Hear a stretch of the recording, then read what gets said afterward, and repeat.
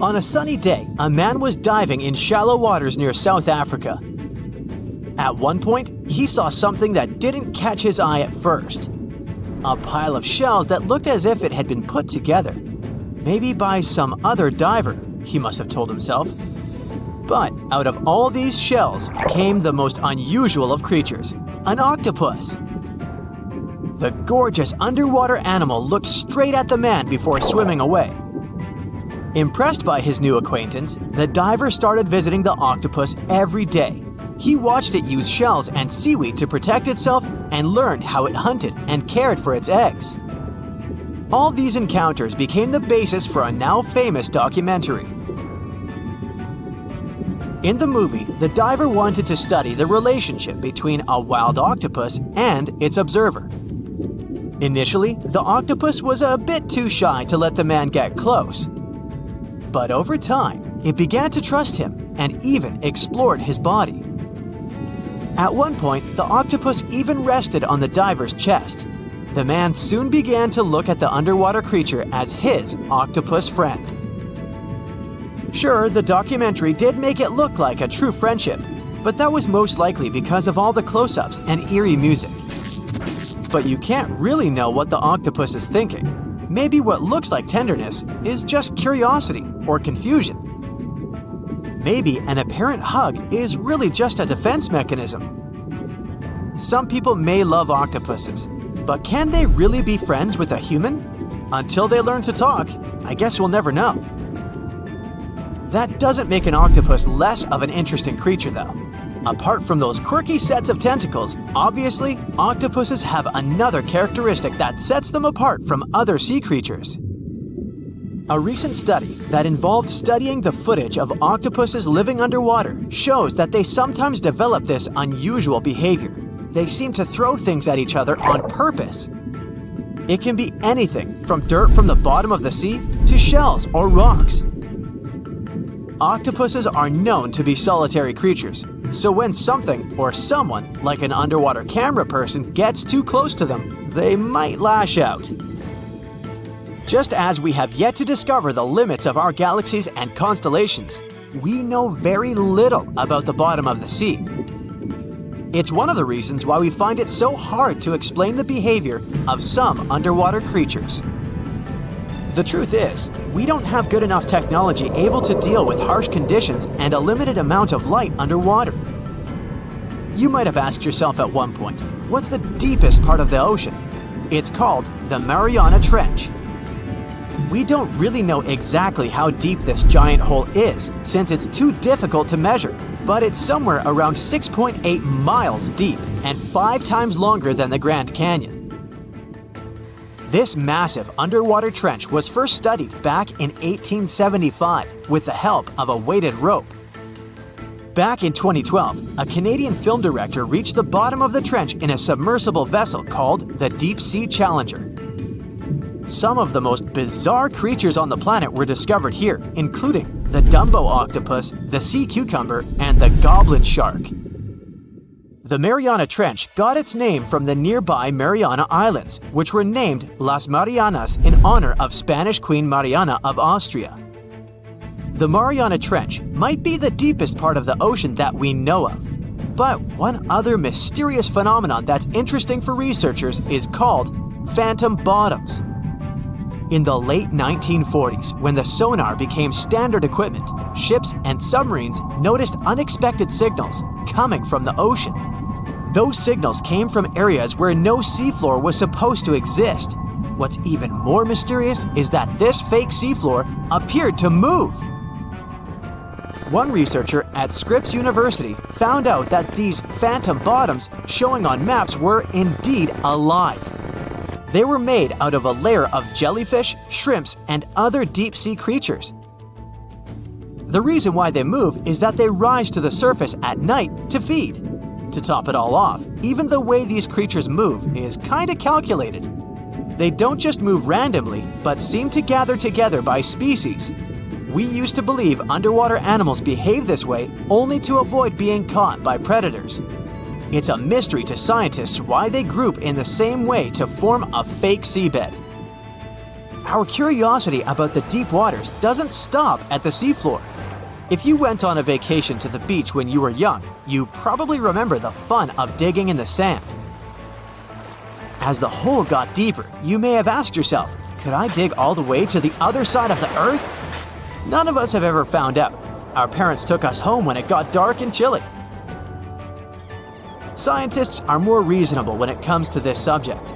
For starters, they know the best place to start digging would be underwater, since those regions are already deeper than what we can find on land. They also do not have the ambition to drill a tunnel through Earth. It's not even possible. That's mostly because of the extreme heat and pressure inside our planet. Even if we could technically dig a tunnel, it would not be safe to travel through it. However, reaching the mantle and retrieving a sample would be a huge scientific achievement, similar to landing on the moon. What we live on is called Earth's crust. Underneath it, there are other layers called the mantle, outer core, and inner core. Researchers have been trying to drill into Earth's mantle since the 1960s, but they haven't succeeded. Some failed due to technical issues, and others were unlucky and chose the wrong places to drill. Our planet's mantle is made of molten rock. Wouldn't that be dangerous if we ever reached it? Scientists say we have nothing to worry about, though.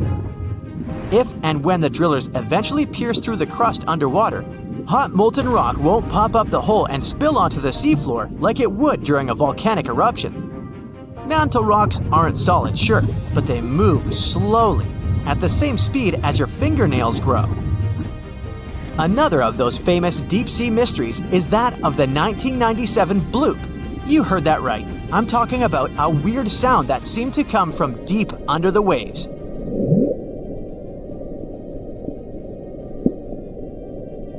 People heard it in the South Pacific.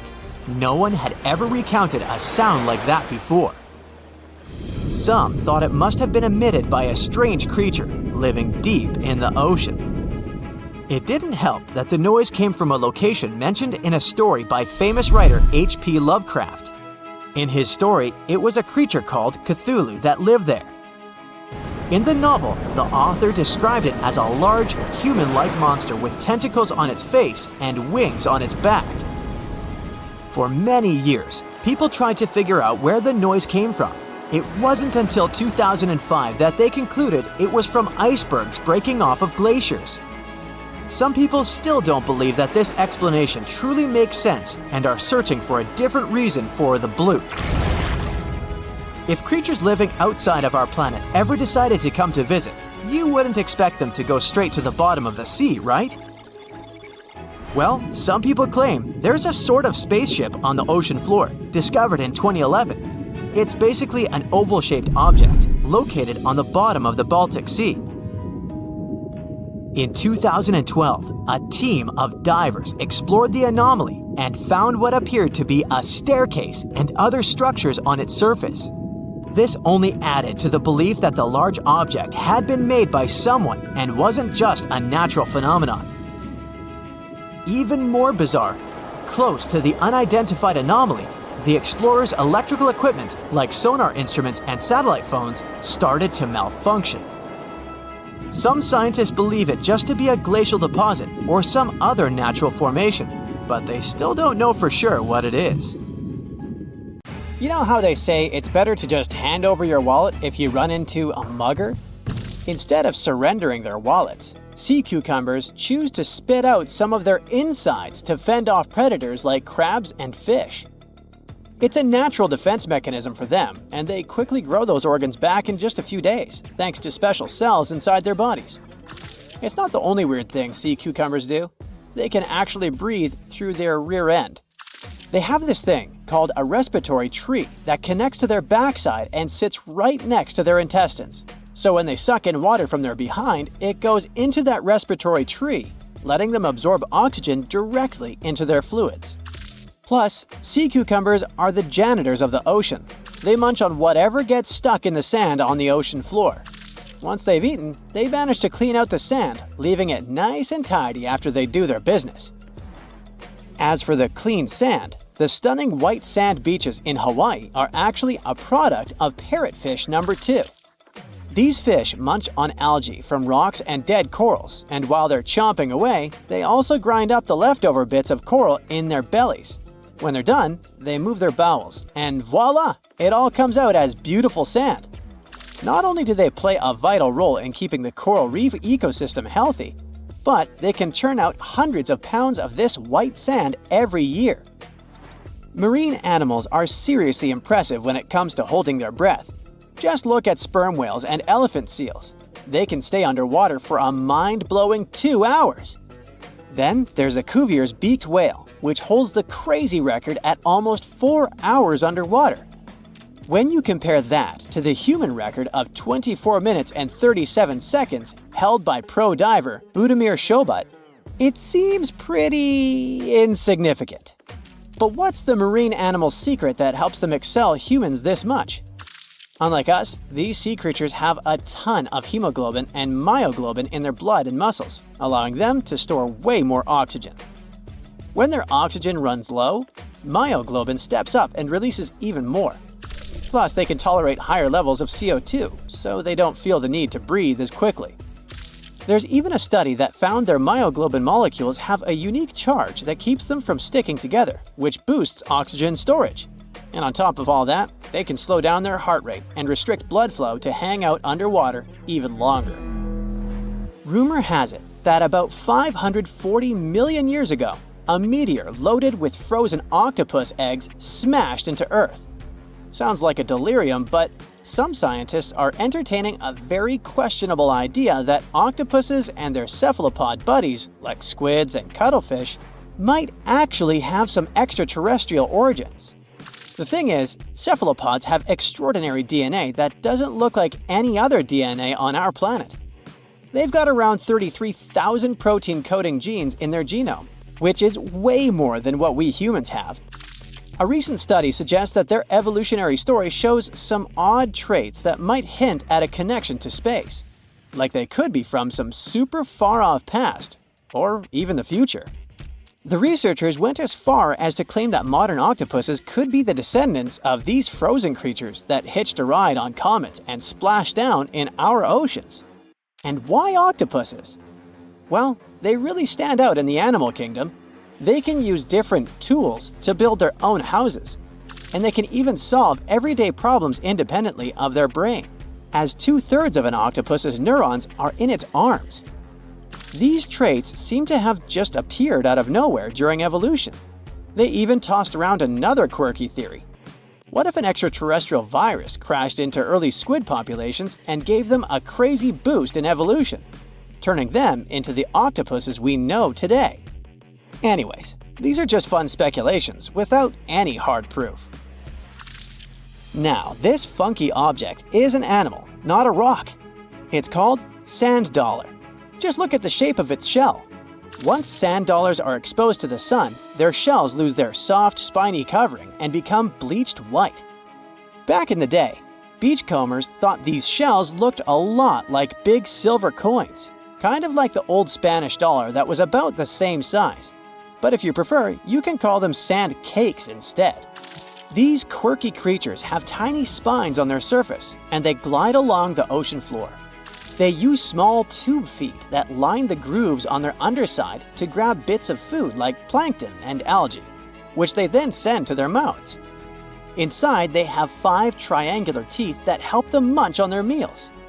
In some Georgia folklore, sand dollars are said to represent coins lost by mermaids. Sand dollars have a unique talent for cloning themselves. They can do this for a bunch of reasons, like when a predator comes around. Some species of sand dollar larvae can actually split in half as a defense mechanism. It takes about 24 hours for them to clone themselves, and the new larvae end up being about 2/3 smaller than the original, which helps them hide from danger. Wait, is that a giant sea hot dog racing through the ocean? Sorta. Some scientists have joked that sperm whales seriously resemble enormous hot dogs. These massive creatures can take quick naps, standing up for about 10 to 15 minutes. They only sleep about 7% of the time, mostly between 6 p.m. and midnight. Sperm whales also have a cool ability to retract and extend their eyes, thanks to a thick retractor muscle around them. but they can't actually roll their eyes in their sockets. Plus, they have the most asymmetrical skull of any mammal out there. Oh, and let's not forget, they have the largest brain of any living creature, weighing in at over 9 pounds. Unlike us humans, if dolphins went into full-on snooze, they'd stop breathing and could drown. So they figured out a genius solution. They let only one side of their brain sleep at a time. This means one half stays awake to keep them breathing and watching out for any potential threats. When they snooze, they only close one eye. If their right brain is resting, their left eye is shut, and vice versa. This unique sleep style is called unihemispheric sleep, and it lets them recharge without ever fully losing awareness. On top of that, dolphins might be using corals and sponges like their own little pharmacies. Scientists have seen them rubbing their bodies against specific types of coral and sponges, suggesting they might be treating skin issues. They've even spotted dolphins lining up to take turns at these spots, using corals like Gorgonian coral Rumphella aggregata, leather coral, and some sponges. What's really fascinating is that researchers have analyzed these corals and found they contain compounds that could help with dolphin skin conditions, which can sometimes lead to infections and lesions. Now, the big question is figuring out exactly how each type of coral helps dolphins, and if it really boosts their health overall. Sea urchins aren't exactly the Usain Bolts of the ocean. They move slowly by crawling with their tube feet and occasionally give themselves a little push with their spines. These little guys have just 5 teeth, which they use like a beak to scrape algae off rocks, which I'm pretty sure is the ocean's version of an all-you-can-eat buffet. But since all that scraping wears their teeth down, they're in a never-ending dental replacement program. Scallops are the underwater equivalent of the world's most confused security cameras, sporting up to 200 tiny eyes on their shells. These eyes are high-tech. They can even adjust their pupils to light. Instead of working like ours, scallop eyes have a unique setup. Light goes through a pupil, lens, 2 retinas, and then hits a mirror made of guanine crystals that reflects it back. Scientists were puzzled about how they see since their main retina often gets blurry light. But it turns out, scallops can change their pupil size by about 50%. Just don't expect them to do it in a hurry, as it takes a few minutes. Now here's something really neat about orcas. They're expert hunters, and they do it in groups called pods. A pod can consist of up to 40 orcas, forming a very effective hunting team. Interestingly, there are distinct types of pods, resident and transient. Resident pods are more into fish, while transient pods have a taste for marine mammals. But no matter what type of pod they belong to, all orcas have one thing in common: they are master collaborators. They work together using smart hunting techniques that are often compared to the teamwork of wolf packs. Almost 95% of jellyfish's body is made of water. For comparison, the human body is 60% water. It's probably not a surprise since jellyfish don't have a heart, blood, eyes, or brain. The other 5% of their body weight is proteins, muscles, and nerve cells. Jellyfish have been around for more than 500 million years. This makes them older than dinosaurs.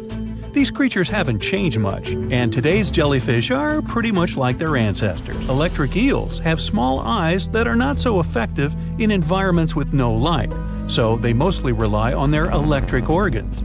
Those consist of 6,000 cells. Eels use them to stow power, similar to batteries. These creatures use electricity like bats use their radars or dolphins their sonar. An eel can also produce enough electricity to power a panel of light bulbs. There's a small tropical archer fish that can learn to recognize human faces. This fish has an interesting ability to spit small jets of water from its mouth. Researchers showed the fish the image of 2 different faces placed side by side.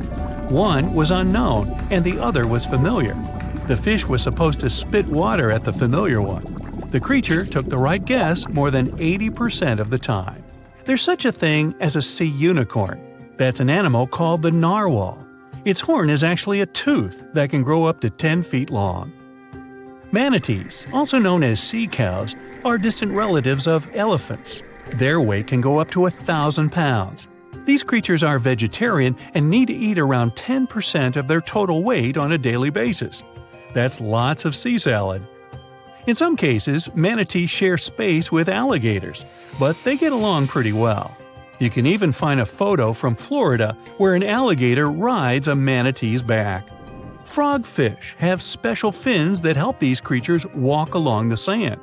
They're very useful in shallow waters. A ghost pipefish is hard to see, but once you spot it, you're bound to get really surprised. Its head makes up over 40% of its body. Crabs don't feel like wasting time on such formalities as putting foods in their mouth. That's why they taste it with their feet, which is where their taste buds are. Marine iguanas are the only lizards on our planet that like spending time in the ocean, even though they mainly live on land. They're herbivores that feed in shallow waters and swim like snakes. Iguanas use their long claws to hold onto the bottom when they need to graze. Green turtles can cross over 1,400 miles when migrating. They try to find the perfect spot to lay their eggs. Penguins sort of fly when they're underwater, reaching a speed of 25 miles per hour. More than 5 million years ago, I've heard, I wasn't around then, deep-sea worms and humans had a common ancestor. So we still share 70% of our genes with these creatures, and with sea stars, squid, and octopuses. Now, octopuses are in fact incredibly old. The oldest known fossil belongs to an animal that lived almost 300 million years ago. FYI, this is before our dinosaur buddies roamed the Earth. Wait, there's more! Octopus arms have a mind of their own. That's because 2/3 of their neurons lie in their arms, not in their heads. This means that their arms can problem solve how to open a shellfish, while their owner is worried about other stuff entirely. Talk about ninja-level multitasking. Oh, and like other animals, such as chimpanzees and dolphins, octopuses have proven to be good at maneuvering tools, like picking up old shells and using them as a temporary home. Now, of course, the most intelligent animals on our planet are humans, according to humans. But we don't seem to give pigs enough credit. Pigs are so smart they can play video games. No, not Minecraft. But in a recent academic study, scientists had 4 pigs play a joystick game. They had to manipulate the stick so that the moving ball would hit the wall and then they would get a treat. All 4 pigs did great in the test, which was surprising even to the scientists. Now, pigeons also aced an impressive test. They were trained to differentiate a Picasso painting from a Monet one, which they had no trouble learning. Then they were able to apply this knowledge, identifying works of art they had not previously seen, meaning they really understood the difference between each painter. Poor things are always seen as a nuisance. Now, if we placed kangaroos in an Animal's Most Amazing Ability contest, they'd win. It's mainly because they break the four-legged rule. A special species of kangaroo, the red kangaroo, uses its tail to help propel it forward. Now, visually, it has 4 limbs, but in practice, it uses 5. They're biologically built to use their tail as a 5th limb, since it's packed with articulated vertebrae and thick muscles. Of course, it had to be an Australian animal. Deep within the Sahara Desert, you'll find a little creature known as the fennec fox. This huge-eared animal adapted perfectly to survive in its hostile environment. The huge ears help them to dissipate the unbearable heat of the desert, as well as help them to hunt for underground prey. Now meet this guy. Unlike what its name might suggest, the red panda is closer to a raccoon than it is to a giant panda. You'll find a lot of these cat-sized creatures in the Himalayan region, hopping from tree to tree and bundled together trying to keep warm in the harsh weather. They're gentle and friendly like their big panda cousins, and occasionally enjoy eating some bamboo sticks. And then there are bees. Compared to humans, bees' brains are the size of pinheads, yet they are capable of astounding things. Let's say a bee is running low on energy after a long search flight. This bee desperately needs a drop of honey in order to continue flying, but smartly enough, she doesn't need to go back to the hive to recharge. She can ask a fellow beehive mate for a drop of honey directly from this other bee's stomach and continue flying.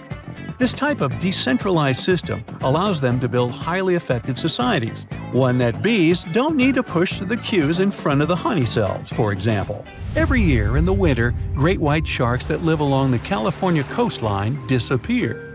It feels as if they take a vacation for 30 to 40 days. The animals go to a point halfway between Hawaii and Mexico. They might do it to get some food, relax, or hang out with their buddies from other areas. The spot is now called the Whale Shark Cafe. Some types of sharks, like makos, whale sharks, or white sharks, breathe in a very specific way. It requires them to swim all the time. They also need to move quickly and with their mouth open. This way, the oxygen can enter and reach their gills. Sea sponges are some of the most primitive animals. They're immobile, don't have a mouth, eyes, bones, brain, heart, lungs, or any other organ whatsoever. And still, they're alive. There's such a thing as a sea unicorn. That's an animal called the narwhal. Its horn is actually a tooth that can grow up to 10 feet long. Manatees, also known as sea cows, are distant relatives of elephants. Their weight can go up to 1,000 pounds. These creatures are vegetarian and need to eat around 10% of their total weight on a daily basis. That's lots of sea salad. In some cases, manatees share space with alligators, but they get along pretty well. You can even find a photo from Florida where an alligator rides a manatee's back. Frogfish have special fins that help these creatures walk along the sand. They're very useful in shallow waters. A ghost pipefish is hard to see, but once you spot it, you're bound to get really surprised. Its head makes up over 40% of its body. Crabs don't feel like wasting time on such formalities as putting foods in their mouth. That's why they taste it with their feet, which is where their taste buds are. Marine iguanas are the only lizards on our planet that like spending time in the ocean, even though they mainly live on land. They're herbivores that feed in shallow waters and swim like snakes. There's something known as the orange cat behavior, and apparently it's not just a meme. So far, scientists have been able to understand that coat color is connected to a feline's gender. And since orange is an X chromosome, orange cats are usually males, like Garfield. The so-called orange cat behavior describes ginger cats as agents of chaos. Again, pretty much like Garfield. However, there haven't been any conclusive studies on whether coat color and cat behavior are truly linked. In terms of vision, mantis shrimps probably have the most psychedelic vision out of all animals. These funny-looking creatures have a whopping 16 varieties of photoreceptors, with 5 of them reserved for the ultraviolet or UV spectrum. Ultraviolet rays are really short wavelengths, which are invisible to humans. The thing science still doesn't understand is how exactly these mantis shrimp view the world around them. Sure, they can perceive a bunch of colors, but they can't necessarily distinguish all of these colors among themselves. It can be that they just see a lot of really vivid, really blurry colors, but we haven't figured out a way to check that out. Now, to say sloths are cute is an understatement. They may be one of the friendliest animals in the jungle, but there's more. If you look closely at their fur coat, you'll notice hints of green. These greeneries are actually tiny little algae that grow alongside sloths. They help sloths to camouflage better in the jungle, but they also nurture them. The little cracks inside a sloth's fur create the perfect environment for algae reproduction, and scientists have found species of algae that don't exist anywhere else in the world. They do get by with a little help from their friends. Deep within the Sahara Desert, you'll find a little creature known as the fennec fox. This huge-eared animal adapted perfectly to survive in its hostile environment. The huge ears help them to dissipate the unbearable heat of the desert, as well as help them to hunt for underground prey. You rub your eyes, trying to make sense of everything. Perfect circular holes in the bottom of the ocean floor off the coast of Big Sur in California. You have no idea how this happened, even though you're a marine biologist who's been practicing it for years. You go through some of the old records and find out that these holes have been around since the 90s. In 1999, a ship-mounted sonar conducted a survey and found 5,200 of these pockmarks, or large holes over 500 square miles, on the ocean floor. They look like moon craters underwater. You contact your team and get the robot ready to go down and explore the scene and bring back a few samples. You and the team drive to the coast and hop on the boat. You're sitting inside controlling the robot with a joystick. Your teammate sets the robot in the water and drives it down. Everything seems normal near the surface, but as the robot goes lower, the pockmarks start appearing. A bunch of boats swift past you, making you lose your balance and focus. The robot turns on the flashlight so you can see better. But as it goes lower, the resolution is less crisp. It almost reaches the bottom, and the holes are smooth and nearly perfect circular shapes. Some of these holes that were visible in the sonar reading measure more than 30 feet across and 15 feet deep. You show the rest of your teammates the images, and they're shocked. The robot continues swimming, but there appear to be more holes all around. Many of them are too small for the scanner to capture from above. These microdepressions are steep and have sort of tails going in a certain direction. It's possible that the currents underwater played a role in their shape. Everywhere the robot swims, there are new holes all around. After a couple of hours, the robot goes back to the boat with some samples. You take them back to the lab and study them. The robot clearly captures images of human trash, but the samples don't indicate anything alarming for now. Despite the fact that 1/3 of the pockets are filled with trash, there's still no explanation of how they were formed. It's late at night and the rest of your team heads back home. You're passing out in the lab, still trying to find some answers. You wake up the next day, and while cooking breakfast, you get this idea that maybe these holes are gases venting out, which could be harmful to marine life. You quickly get the robot and sail out to the ocean once more. This time, you didn't even think about calling your teammates. You place the robot in the water and get behind the screen to control it. The robot descends to the bottom of the ocean and does a survey. So far, the holes still seem to be covered with trash. But some of the holes have marine life dwelling inside, like fish and seaweed. After much scanning, it doesn't look like they're producing any bubbles, which means there aren't any gases venting out, but you're determined to find them. After a while, you reach one of those large pockmarks, and the robot starts scanning around. You find some bubbles coming from a source, but the robot can't reach it. It swims around trying to find a spot, but nothing. You bring the robot back to the lab and work on it. You attach some mechanical arms on it that can lift things and move them. You bring the robot back down to the same spot, but the bubbles aren't as frequent as before. You use the arms to move some of the trash and find out that the bubbles are being produced by a group of crabs chilling next to a pile of plastic. Bingo!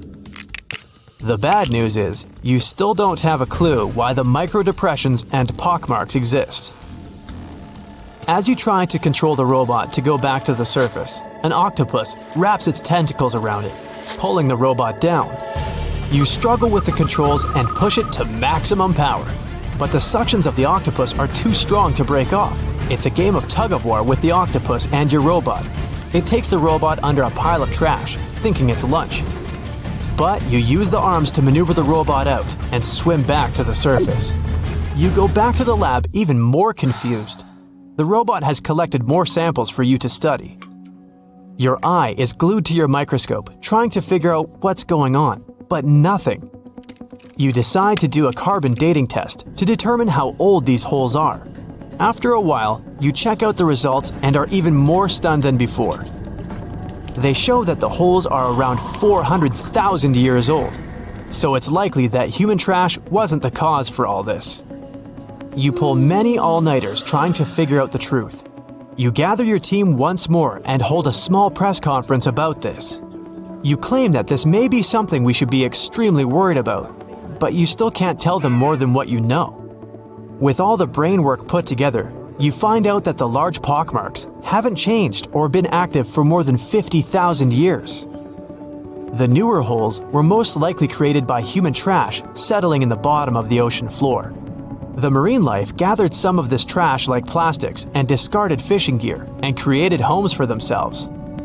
This is why around 4,500 of the holes are newer and have trash in them. But it still doesn't answer why the holes appeared in the first place. You're back to square one. The only way to see what's really going on is to clear up the trash from underwater and study them. The story makes headlines in the local community and catches the attention of a cleanup crew. You organize a trip to the ocean and begin the extraction of all the trash. Many cleanup boats arrive and everyone drops down a net to collect the trash. You send down the robot once more to make sure the nets are hitting the right spot. As most of the trash is being collected, many marine life animals scramble and try to find a way to escape. Everyone makes sure not to hurt them. After a couple of weeks, all the holes are cleared up from the trash. You do another sonar scan from the surface and can see the holes clearer than before. But you still don't have an answer for this.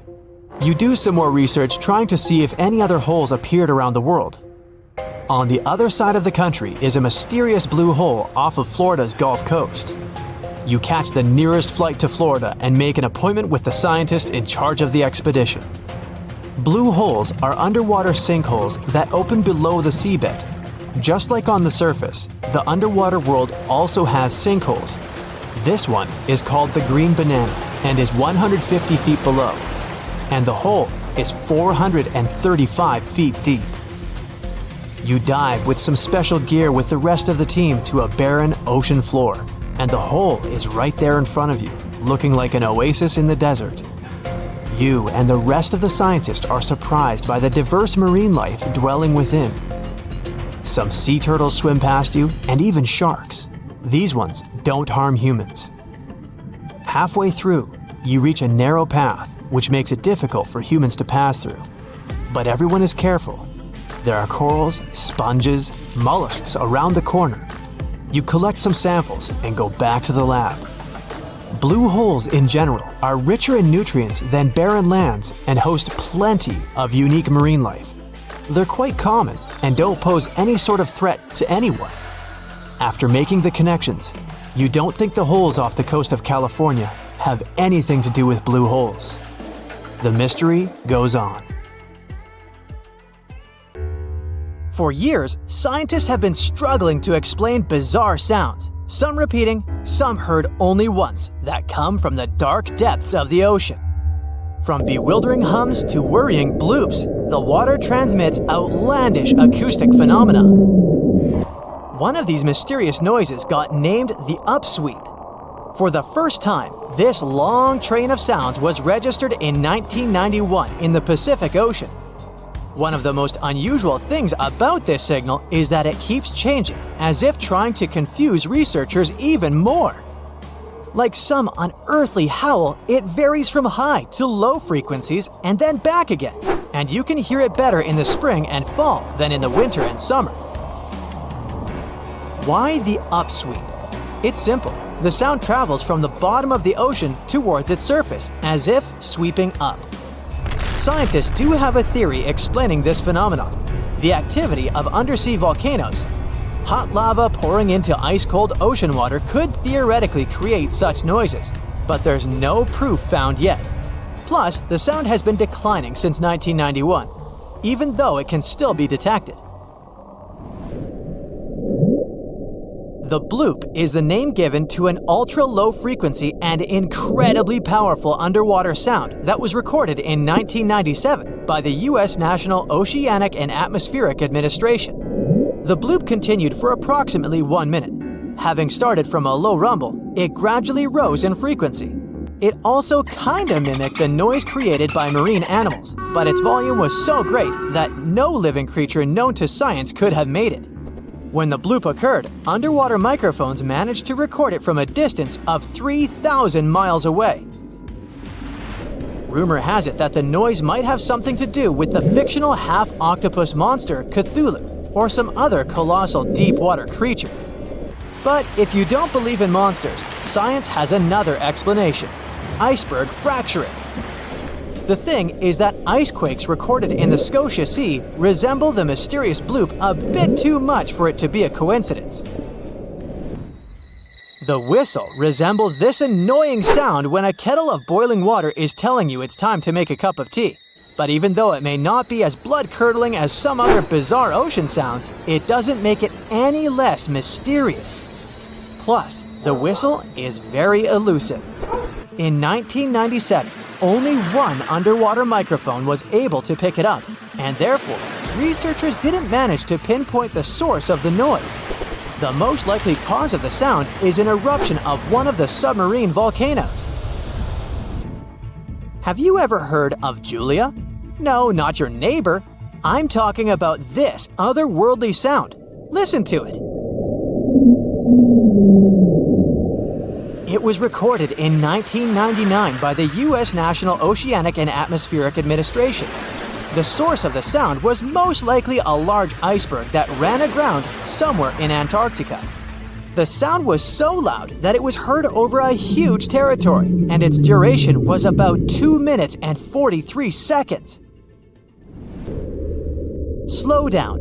That's the name given to a sound recorded in 1997 in the equatorial Pacific Ocean.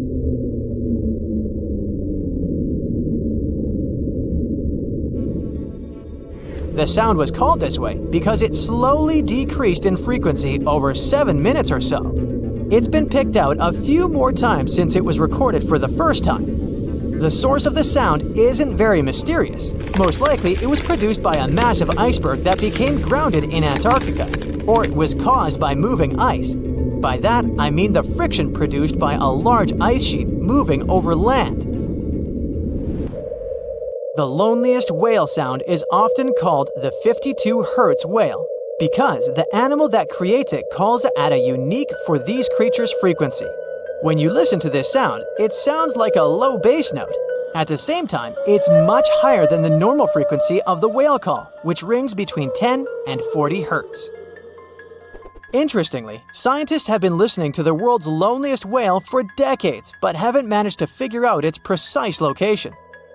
Nobody knows whether the mammal is male or female, what species it is, or if the animal is still alive. After all, for the last time, its call was recorded in 2004. Earth-shaking booming sounds have been reverberating off some parts of North Carolina for more than 150 years. Called Seneca guns, they're most often heard near the coast. The sounds are so powerful that they often rattle window panes and sometimes vibrate entire buildings. They can last from 1 to almost 10 seconds. Even though scientists haven't cracked this mystery yet, there are some theories. They range from earthquakes to severe distant storms and quarry blasts. But even though the ground trembles every time the phenomenon occurs, no seismic activity coincides with these events. So far, scientists have come to the conclusion that the mysterious sounds happen in the atmosphere, not on or under the surface of our planet. If this theory is true, bolides might be the answer.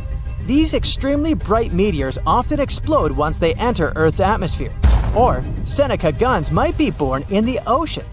Sometimes, when enormous waves collide far away from the shore, you can hear it, even if you're nowhere near the coast. Seneca guns are a type of skyquakes. You don't need to travel to a particular part of the world to hear one of those. Mysterious sonic booms ramble from the sky everywhere, from the US to India and Japan.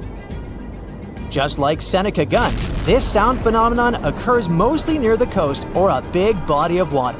Rattling glassware and windows in the nearby houses, skyquakes could be connected with ultra-fast airplanes breaking the sound barrier.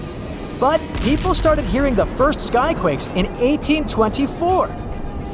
The theories trying to explain this phenomenon include sand dunes shifting, meteors entering the atmosphere, distant volcanoes erupting, Earth's crust cracking during earthquakes, and even gas bursting out of underground vents in the sea or lake bottom.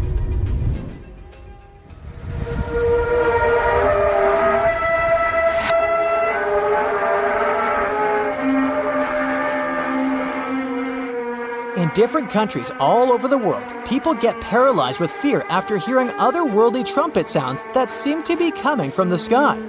The inhabitants of the US, Canada, Australia, Germany, and the Philippines have already heard this hair-raising noise since it was first recorded in 2008. These sounds are sometimes called the sound of apocalypse. And although until recently nobody could understand the origin of the sounds, NASA claims that there is nothing to be afraid of. The noise can be coming from our own planet. Usually, it's quiet and thus inaudible to the human ear. But when it gets louder, the outcome is the very trumpet sounds that scare people all over the world.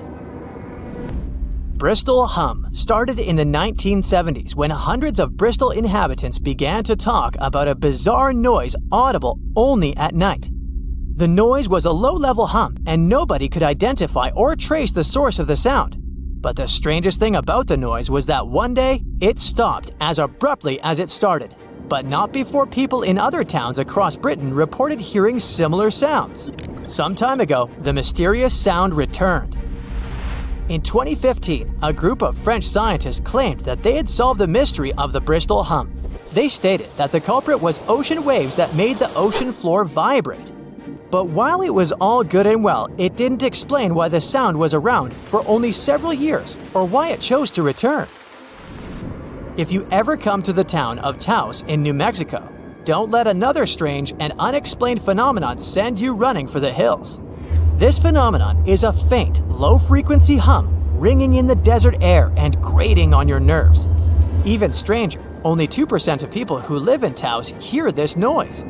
But for those who do, it's unstoppable torture. On top of that, everyone describes the sound in a different way, from a quiet whir to an eerie hum or even persistent buzz.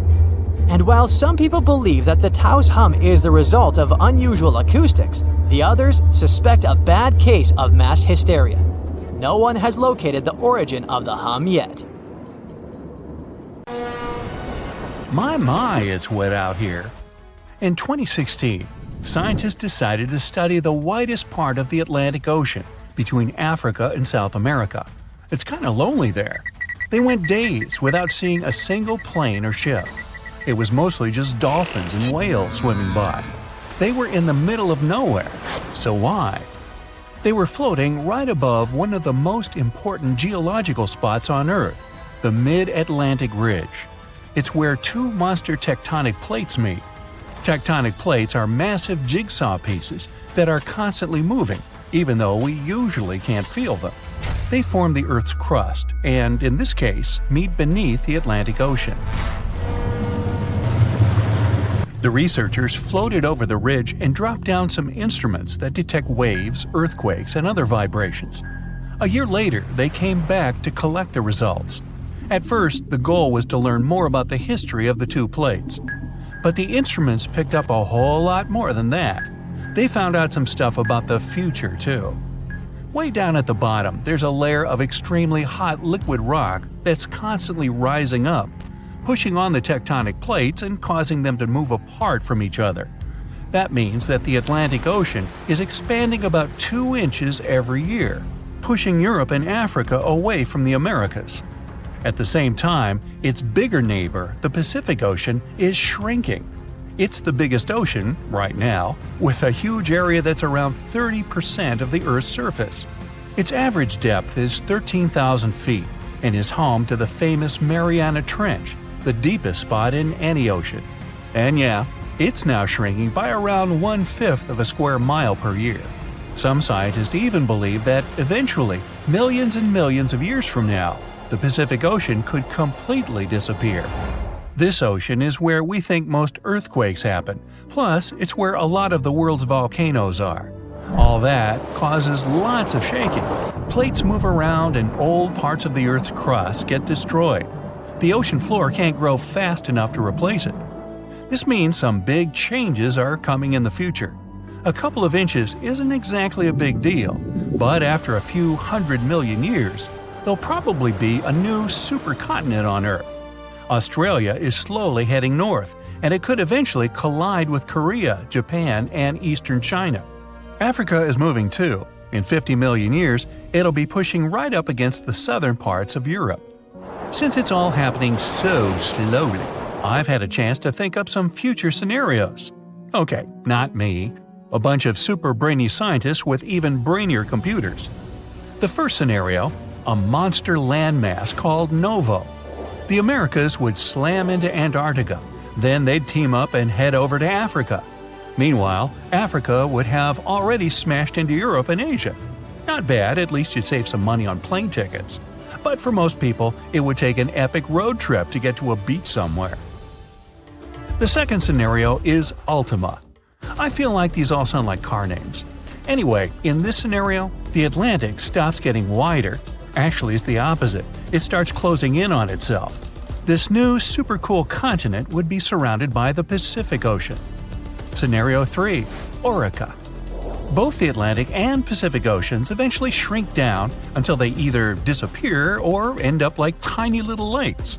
All the life in these two oceans is gone. Instead, some new ocean starts forming to replace them. And the new supercontinent? It has Australia in the corner, with the Americas and East Asia each on the opposite side of a small puddle that used to be the Pacific. The rest of the planet is one big unexplored superocean inhabited by… who knows? I won't be around then. Number 4. Amasia. There's that car thing again. This one predicts Africa, Australia, and all the continents except Antarctica start moving north. Sorry, Antarctica, even planet Earth keeps forgetting about you. Better luck next time. Well, way off in the future, it might be possible to take a big old road trip across every continent, or drive across the African-South American border, or even get to Australia without having to take the longest flight of your life. But we've got a while to wait. What should I do for the next 250 million years? Binge watch some Brightside? Tectonic plates move at different speeds, some slower, some slightly faster. Your hair and fingernails actually grow at roughly the same speed as these beasts move. Imagine if everyone lived on one of those supercontinents. Animals would finally be able to cross continents and meet species they've never seen before. Leopards, rhinos, lions, elephants. Imagine if they got curious enough to set out on a journey out of their habitat. A lion might meet a polar bear. Kangaroos could finally leave the land down under, and birds that migrate to warmer places would have to totally reorganize their travel schedules. Who knows what the climate would be like? Playing around with the continental jigsaw puzzle isn't exactly a new thing. Our world didn't always look like this. 300 million years ago, our planet didn't have 7 continents. It had only one, a supercontinent called Pangaea. Pangaea was surrounded by only one ocean. Over time, it slowly started falling apart. At one point, South America, Antarctica, Australia, and Africa were one unit, and North America and Eurasia were another. Over time, these continents also splintered off, each heading in its own direction. Scientists have discovered many similar plants and animal fossils on continents that are separated by huge oceans. Even when you just glance at a map, you can see how Africa and South America look like two massive puzzle pieces that fit together perfectly. When you look at all the oceans and seas on a map, it may look like they just flow right into each other, like there's only one big ocean and people gave different names to different parts. You wouldn't think that if you've ever been to the place where they meet. The Atlantic and Pacific have a strict border that looks like an invisible wall separating two completely different worlds. You can clearly see different colors and waters, and they don't mix. Of course, there's no wall or any actual physical border, but not all water's the same. The Pacific and Atlantic have different densities, amounts of salt, temperatures, and a whole bunch of differences. The borders that separate two bodies of water are called ocean clines. The line you see dividing the Atlantic and Pacific Ocean is mostly caused by different salt levels. This is what layers of water with different salt levels look like. It's like they're separated with cling film, each one with a different color because it has different things growing in it. To see a clear, noticeable border, one sea or ocean has to be a whole lot saltier than the other. Want to get active and use up all the salt in your house? Pour some colored salty water or seawater into a glass bowl. Then add fresh water on top. Voila! The Pacific Ocean is the less salty one. That's because there are loads more rivers flowing into it. Heavier liquids are heavy, so they should sink to the bottom. But then, why is the border between the Atlantic and Pacific a vertical line and not a horizontal one? First, the difference in density of these two salty beasts may be enough to stop them from mixing. but it's not really enough to send one of them to the bottom with the other floating above it. There's another reason, and it's all about the Earth spinning around. Say you're flying from Chile to New England. If you fly straight north, by the time you get there, the Earth will have turned a bit, and you'd be nowhere near your destination. To get to the right place, the pilot needs to fly in a bit of a curve. That's sort of the same reason that currents move around in different directions. The currents in the Atlantic and Pacific Oceans move away from each other, so they don't really mix at their border, even though they're both just water. Confused? Yeah, me too. Okay, let's try something together. Open any world map you have available. It can be the one you find in your bookcase or even an online version. Take a look at the vast area covered by water. That's 71% of the Earth's surface. And all of that is salt water from the world's oceans. There aren't any borders between the four oceans we've all come to know, but oceanographers and the world's countries did traditionally split these waters into four distinct regions: the Pacific, Atlantic, Indian, and Arctic Oceans. And here comes the big surprise. The scientific community has recently recognized the fifth body of water. It's called the Southern Ocean, and three of the four original oceans border it. It circumnavigates Antarctica and the lower portion of the globe and reaches Australia and the southern portions of Africa and South America. What makes this ocean so special? How did the scientific community eventually recognize it? And more importantly, what mysterious creatures does it hide? Let's find out. The Antarctic Ocean, or the Southern Ocean, was first mentioned back in 1937 in the second edition of the International Hydrographic Organization's Limits of Oceans and Seas. That's a mouthful. Back then, this organization considered that it was wrong to consider the Antarctic Ocean as its own distinct body of water. Why? Well, because at that time, an ocean was defined as water surrounded by land and not water surrounding land. However, they reconsidered it in 2000 and voted to include this ocean in the official list. They also decided on the name Southern Ocean over the commonly used Antarctic Ocean. Finally, the organization concluded that the ocean should be considered as ending at the 60th parallel south latitude. But how old is this ocean? Well, many specialists believe it to have formed only 30 million years ago, which would make it the youngest of the world's oceans. It was created when Antarctica and South America moved away from each other during the early stages of our planet's development. This unique water current is a distinctive component of the Southern Ocean, as it helps keep the waters flowing around the icy continent. It's called the Antarctic Circumpolar Current, and it moves to the east with incredible speed. It's estimated that it moves an enormous amount of water per second. Some of the disputes regarding the Southern Ocean also have to do with this amazing current. Some specialists believe it separates the water of the Southern Ocean from the waters of the nearing Atlantic or Pacific. Only the rapid circulating water is considered the Southern Ocean.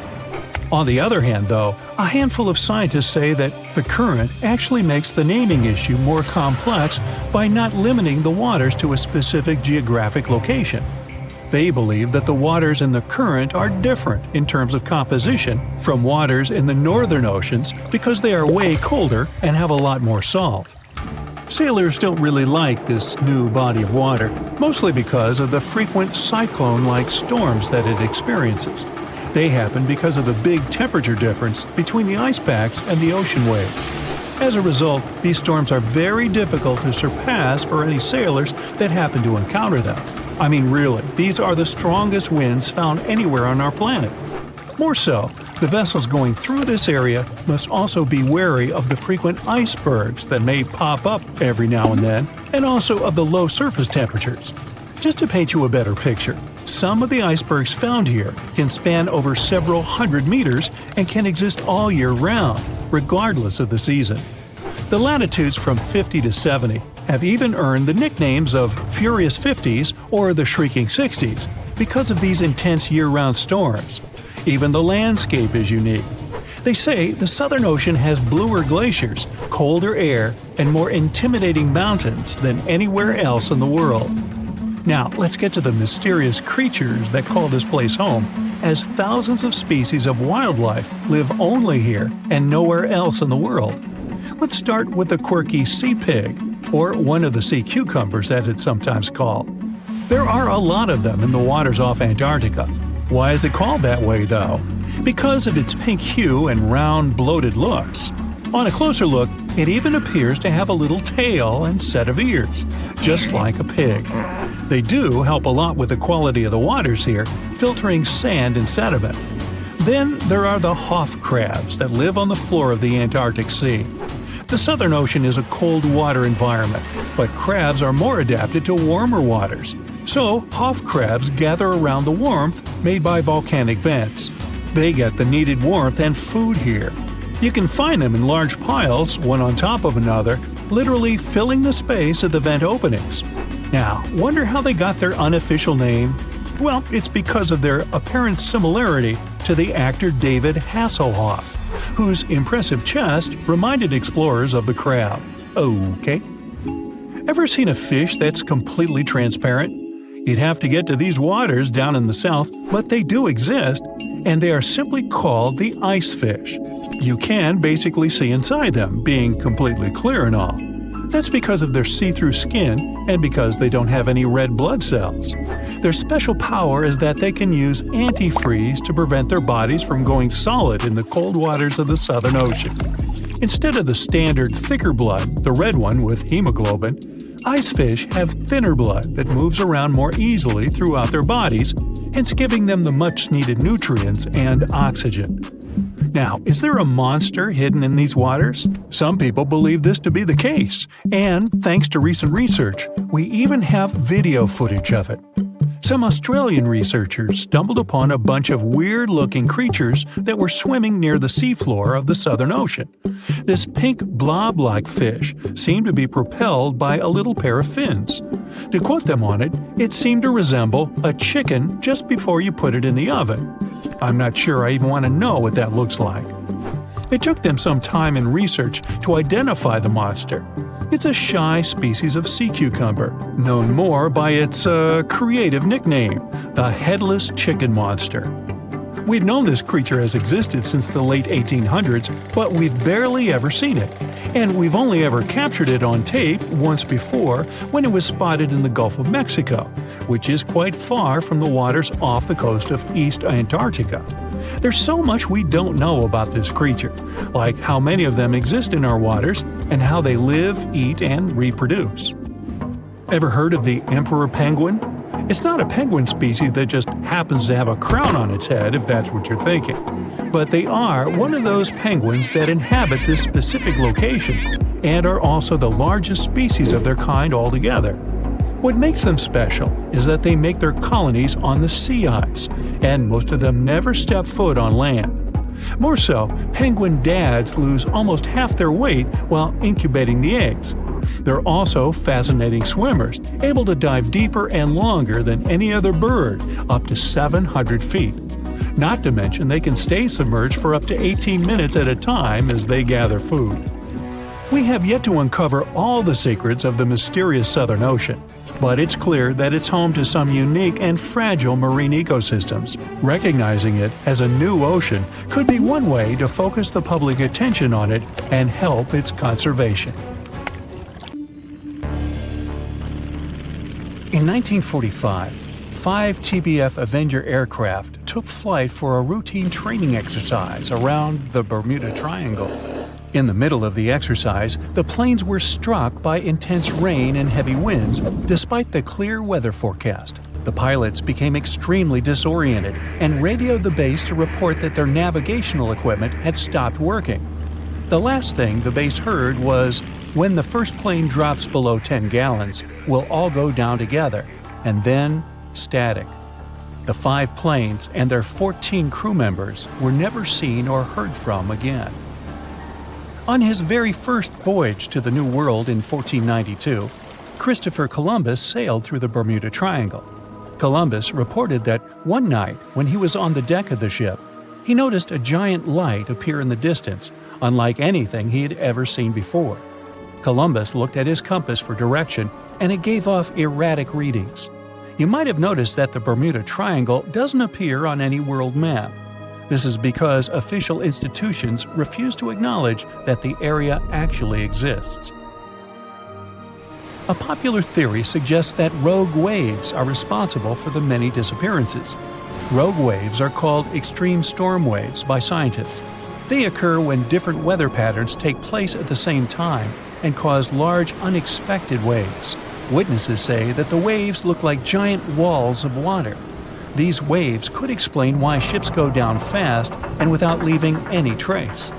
The Bermuda Triangle is home to some pretty intense and unexpected weather. Storms build up quickly and unexpectedly, then disappear soon after. If you blink, you might miss it. This could explain why few distress signals are issued. Pilots and sailors never saw the weather coming. No one knows exactly how many ships and planes have disappeared in the Bermuda Triangle. The rough estimate is 50 ships and 20 planes. Most of the time, the disappearances had no explanation and no wreckage has ever been left behind. Another bizarre theory trying to solve the Bermuda Triangle mystery comes from Charlie Berlitz. He insists that the area is home to the lost city of Atlantis. The missing ships and planes and malfunctioning equipment, according to him, were all caused by rays of energy let out by the special energy crystals that power Atlantis. While this sounds silly, Berlitz's theory was convincing enough that over 20 million people bought his book worldwide. In the year 1800, a large sailing vessel called the USS Pickering departed from the U.S. on its way to the West Indies. The ship sailed into the Bermuda Triangle along with its 90-man crew and was never heard from again. The USS Pickering was the first ever confirmed ship to vanish in the Bermuda Triangle. It's believed that the ship was taken out by a storm, but because no wreckage was ever found, we'll never know for sure. When the TBF Avenger planes went missing, a massive search operation was conducted.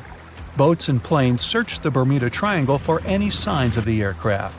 One of the boats searching was a PBM-5 Mariner airboat. The airboat took flight at 7:27 p.m. and called in a routine radio message 3 minutes later. Then, it was never heard from again. No trace was ever found of the rescue airboat or the 5 Avenger aircraft. An enormous investigation was launched into the disappearance of all these vehicles, but nothing was ever discovered. This particular area of the ocean is one of the most heavily traveled shipping routes in the world. Some skeptics believe that this fact solves the mystery. Statistically, the busier the area, the higher the frequency of accidents and disappearances. While this makes sense, it's not the frequency of disappearances that's responsible for the mystery of the Bermuda Triangle. It's the lack of explanation or wreckage found.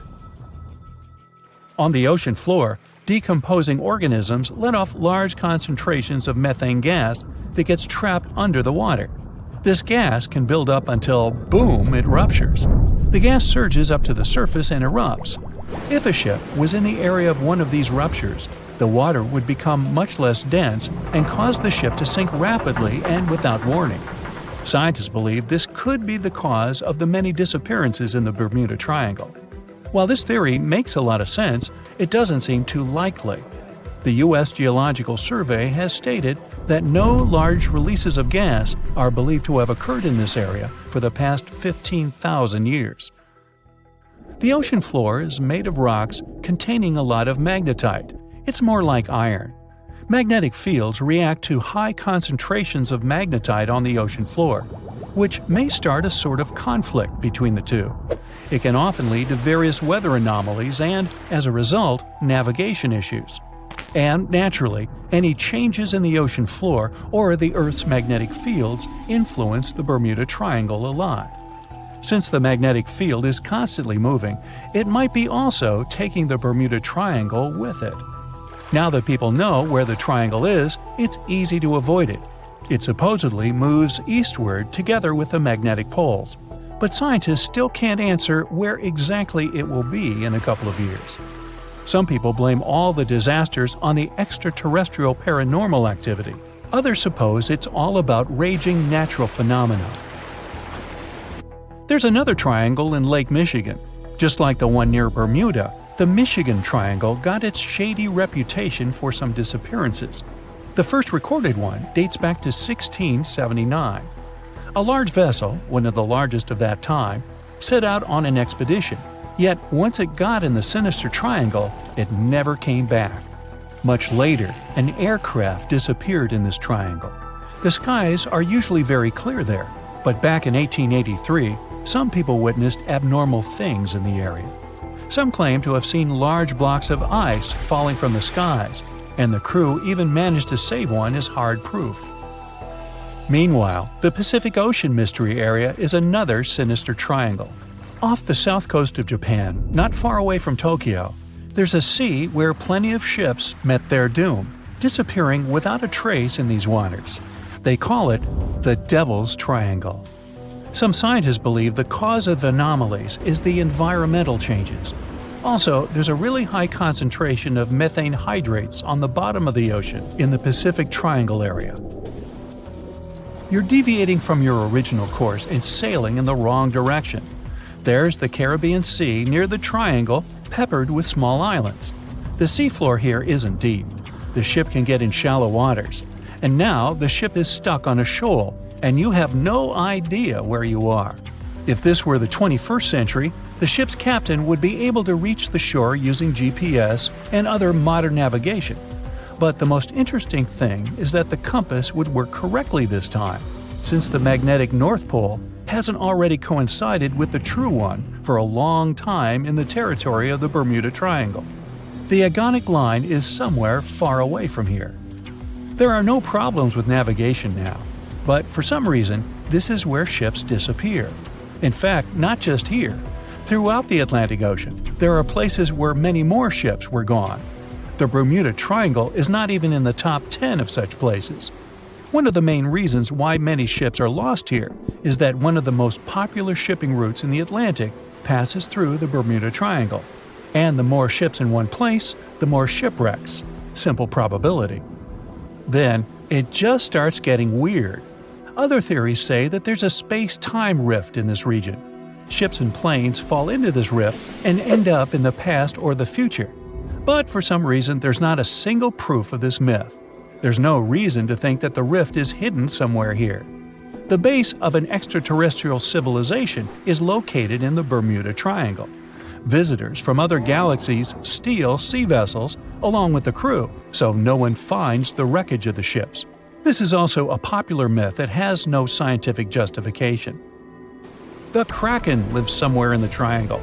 It's a huge squid that sinks ships and also is a legend that sailors tell each other. However, gigantic squids live in the depths of the ocean. They can grow to the size of half a train car, but no cases have ever been recorded where they sunk a large vessel. And in the area of the Bermuda Triangle, they have never ever been seen. People in the past didn't know about the existence of these creatures, so when they saw them for the first time, they described them as huge, terrible monsters.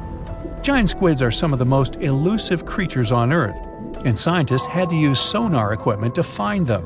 They don't like to leave the dark depths and are likely to be afraid of the sound of any ship. So, that should squash the squid as a suspect.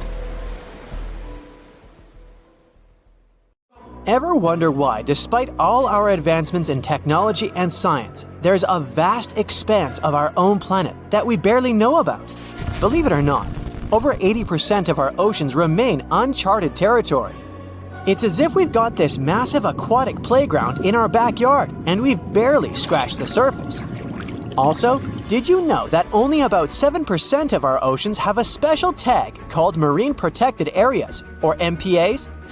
How come this colossal body of water that envelops most of our planet is also among the most vulnerable and misunderstood spaces in the universe? Pressure has a lot to do with it. Our deep ocean is a beast of a place with no visibility, freezing temperatures, and pressure that's so intense that in certain areas it would make you feel like you're having the weight of 50 jumbo jets on your body.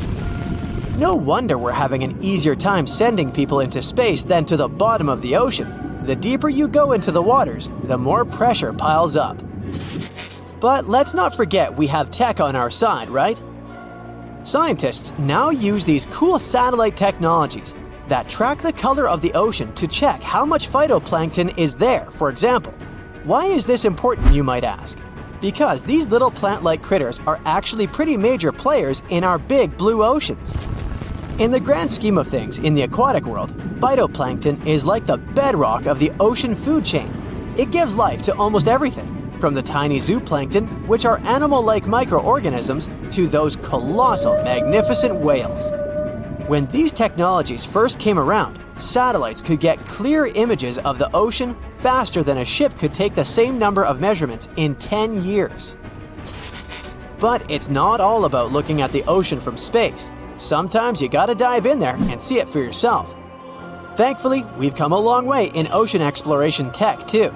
We've got things like floats and drifters that ride the ocean currents while collecting data, and a whole fleet of underwater vehicles, some of which are manned, some remote-controlled, and some even autonomous.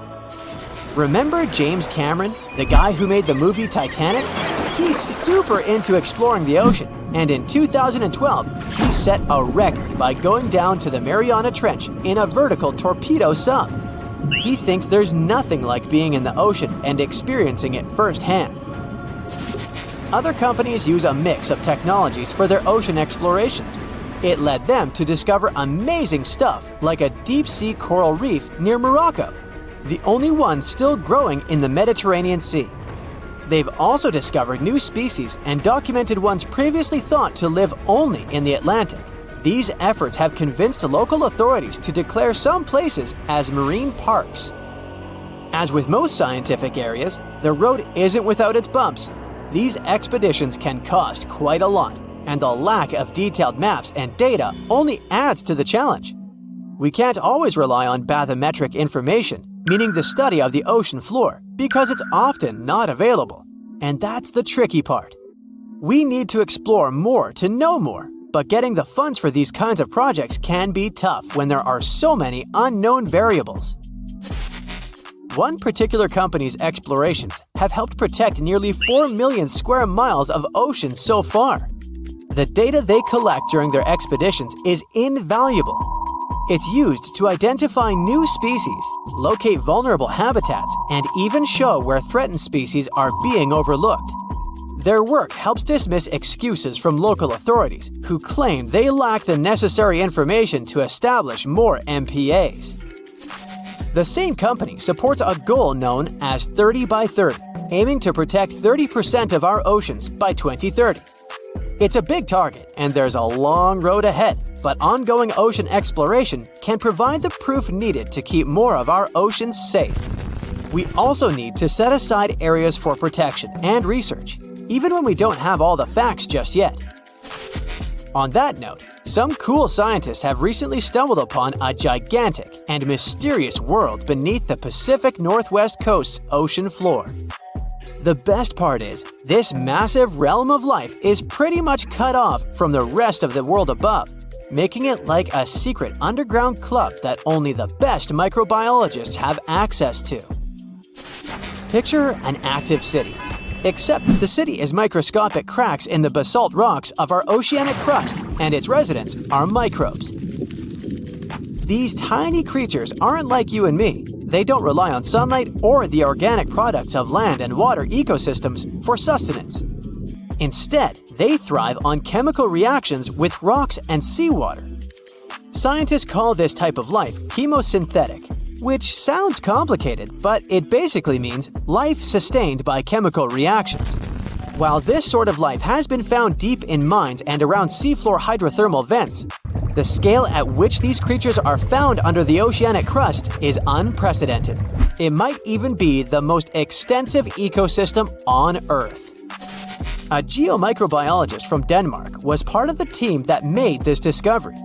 He claimed that over 50% of our planet's surface is oceanic crust, which is an average of 4 miles thick. Imagine the size of this chemosynthetic party happening down there. This discovery didn't happen overnight. Since the 90s, scientists have found weird tiny holes in the basalt rocks that make up much of Earth's outer crust. They seem like they might have been made by bacteria, but hey, there was supposed to be no life there. I mean, imagine trying to survive in a place that's hot, deep, dark, dense and mostly devoid of the organic compounds we need for life. Yet, here they are. In the following years, more pieces of the puzzle fell into place. Scientists found that the oceanic crusts had different conditions at the centers and edges. At the centers, rocks are jam-packed with energy-rich compounds that support these tiny life forms. But by the time they reach the edges, these chemicals are all gone. Fast forward to now, and it's time to put the puzzle together. A microbial ecologist from the University of North Carolina worked on this research and says we now have solid evidence of microbial life in the cracks and crevices of deep ocean basalt. The next question scientists asked was, how far does this life extend? Researchers collected samples of crust from a plate roughly 120 miles off of Washington's coast, drilling deep beneath the ocean's surface. What they found down there was remarkable. The life down there runs on a unique fuel, hydrogen. Yep, in the absence of sunlight, hydrogen provides the energy for all their biological processes. These microbes use hydrogen to transform carbon dioxide into organic matter. This matter and other byproducts, like methane, then fuel other organisms, creating a network of life. Of course, the life down there isn't as complex as the one we know up here. Scientists doubt there will be any multicellular life under the ocean because it's too hot and energy poor. But hey, who knows? This universe under our oceans still has a lot to reveal. This whole thing is significant for many reasons. First, it confirms that life can exist in places without oxygen, which changes our perspective on where we can find life. This makes us wonder if life could exist under similar conditions on other planets, where surface conditions might be too harsh. The implications on Earth are also profound. If a large portion of life exists in the oceanic crust, then our understanding of life on our own planet could be completely changed. This exciting discovery stretches our understanding of life and prompts us to keep exploring the mysterious depths of our oceans, pushing the limits of our understanding. NASA is also in on the whole deep sea exploration project. Why? Shouldn't they be preoccupied with outer space? Because they're hoping to find hints about what the oceans on other planets might look like. NASA specialists are really hopeful that by unearthing underwater secrets, we can solve some of the big questions about space. Plus, they're testing some nifty equipment for future journeys across our solar system. Ooh, you're diving into the dark and icy waters of Antarctica. The eerie blue darkness is enveloping you, reminiscent of the vast expanse of open space. In these depths, where you least expect to encounter any living creature, you suddenly hear a loud, strange sound. A quacking noise, as if a giant duck was hidden in the deep. In 1960, researchers first recorded this sound and named it bioduck. Clever. For decades, they tried to unravel the mystery of its source. Was it a giant kraken? An extraterrestrial spaceship that had crashed into the ocean? A mysterious sea monster? Or perhaps an enormous duck? There were many versions, one more bizarre than the other. Oceanographers detected similar sounds in other locations as well. Off the western coast of Australia and near New Zealand, they recorded similar but higher pitch signals, which they named bio-goose. It seems the creepy atmosphere of the story disappears with such names. Anyways, these sounds were not isolated incidents. They happened multiple times with consistent intervals. Many initially thought the source must be mechanical, given the regularity of the sounds. However, studying the oceans in the latter half of the 20th century was challenging because of limited technologies. Nevertheless, scientists persisted in collecting data on bioduck and biogoose, driven by their insatiable curiosity. As more data accumulated, so did the theories. But scientists eventually uncovered the mystery. Bioduck turned out to be a form of communication with a biological origin. When researchers analyzed the repeating sounds, they noticed that the signals never overlapped. One source would speak while the others remained silent, suggesting a form of communication. The question remained, which ocean creature possessed such an extraordinary method of communicating through varied frequency sounds? The answer, as many have guessed, is whales.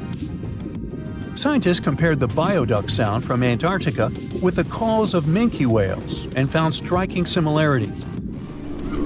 The biogoose sounds from the waters off Australia and New Zealand likely belong to other species or very young minke whales. This discovery, however, only deepened the mystery. What purpose did these sounds serve? Were the whales discussing their dinner plans, laughing at the humans recording their voices, or perhaps sharing deep insights about the universe? The possibilities were endless, but the most astonishing revelation was that humans might one day learn to communicate with these magnificent creatures. Communicating with whales is no longer a far-fetched idea. Scientists from the University of California have already established contact with a humpback whale named Twain. In a groundbreaking experiment, researchers conducted a 20-minute conversation with the marine mammal. Here's how they did it.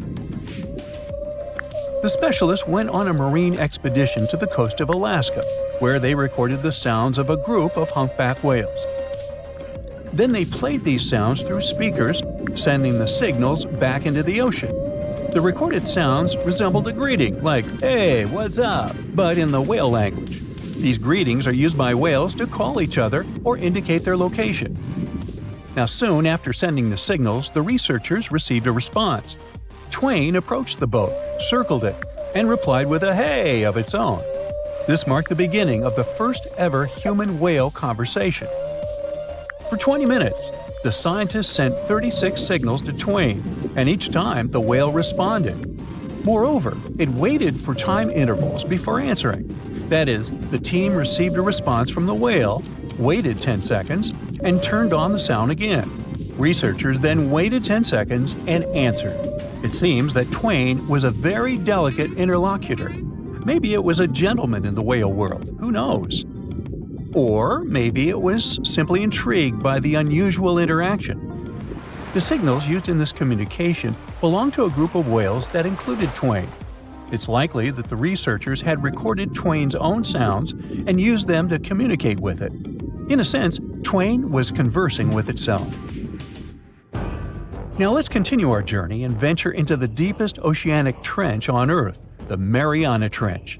A quick reminder, the Mariana Trench is a colossal chasm in the ocean floor, stretching over 1,500 miles south of Japan and reaching a depth of nearly 36,000 feet at its deepest point. To put that into perspective, the height of the Burj Khalifa, the world's tallest building, is like 1/10 of the Mariana Trench's depth. Now imagine this. In this deep, dark abyss, scientists recorded a strange sound.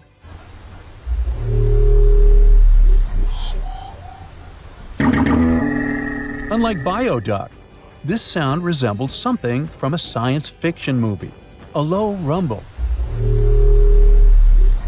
followed by a metallic ping, reminiscent of the sounds made by spaceships in sci-fi movies. Researchers named this mysterious phenomenon biotwang noises.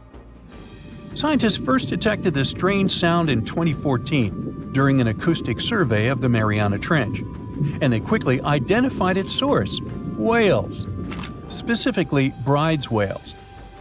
Using artificial intelligence, researchers analyzed around 200,000 hours of audio recordings from the ocean and found matches with a group of Bride's whales.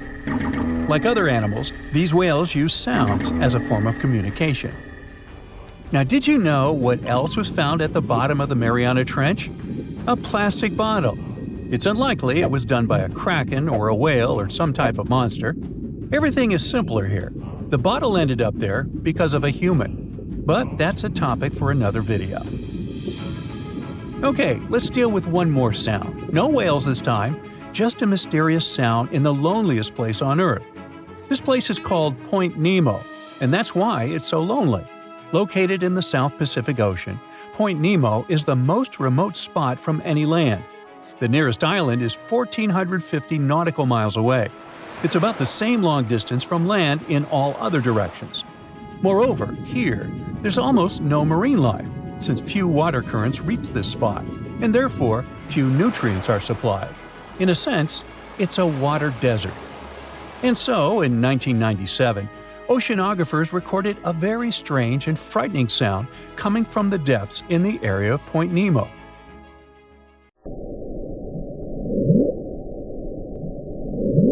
It was something gigantic and scary. People called it the bloop.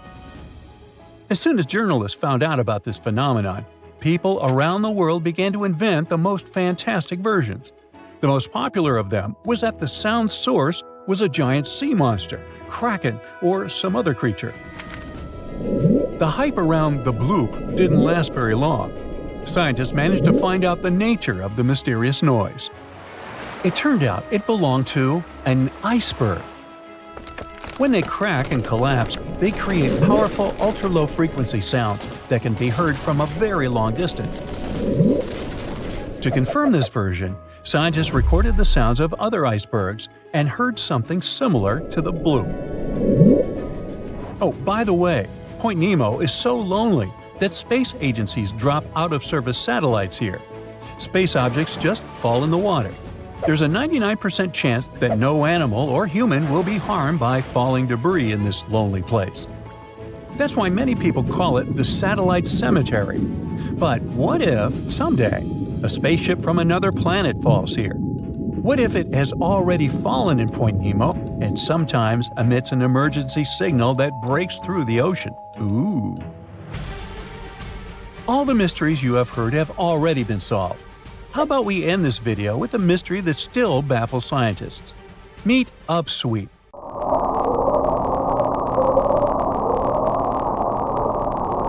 One of the most mysterious sounds ever recorded in the ocean. It's not just noise, it's a series of short ascending tones repeated at intervals of several seconds. It was first discovered in 1991 using hydrophones installed in the Pacific Ocean. At first, oceanographers suggested that upsweep could be associated with volcanic activity or underwater earthquakes. But the seasonal nature of the sound and its intensity change depending on the time of year, which rules out these versions. People began to consider hypotheses related to the biological life of the ocean. They studied the migration routes of marine animals and their behavior at different times of the year. However, despite all efforts, the sound source has not been identified. Some studies suggest that upsweep may be associated with certain species of fish or other marine animals that make sounds for communication or navigation, but no one has been able to prove it. It happened 66 million years ago. Hey, it could have been September. A massive asteroid slammed into Earth, bringing along chaos and devastation. The tragic aftermath of the terrifying collision led to the extinction of dinosaurs. Yes, I'm talking about the Chicxulub asteroid that left a massive crater in Mexico and changed life on Earth forever. And now, it turns out it wasn't the only cosmic rock to hit our planet during that time. Scientists have just confirmed there was another asteroid. This second space rock wasn't as big as Chicxulub, but it still packed a punch. It crashed to the ground off the coast of West Africa, smashing into the ocean and leaving a crater called the Nader crater. And tell you what, it wasn't a small splash. The impact was so powerful, it triggered a whole tsunami. It was more than 2,600 feet high, almost as high as the Burj Khalifa, the tallest man-made structure in the world. But how did we come to the conclusion that there was a second impact? Well, this researcher spotted the Nader crater in 2022. Dr. Nicholson was looking for some high-tech scans of the ocean floor when he noticed a massive 5.5-mile-wide depression under almost 1,000 feet of water. Well, he thought it could be an asteroid impact crater, but at the time, the evidence he had wasn't solid. But now, scientists have confirmed that this is the real deal. A second asteroid did hit Earth during the dinosaur extinction era. Now, let's see how they figured all this out.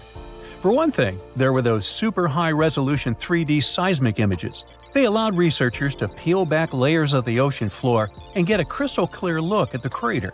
It was like going from a blurry old ultrasound to the kind of 3D scans where you can see every little feature. Their findings confirm that the crater was left by an asteroid, somewhere between 1,500 to 1,640 feet wide. And it didn't just create a hole in the ground. The impact was so intense that it produced a central peak, formed escalating ridges around the crater, and even left a damage zone that stretched out for thousands of miles. Using those super detailed images, the scientists have managed to reconstruct what happened right after the asteroid hit the surface of our planet. First, it slammed into the ocean, creating an initial bowl-shaped crater. As the shockwave spread, the seabed was shaken so violently that it triggered landslides, and the soft sediment surrounding the crater collapsed inward, creating a noticeable brim.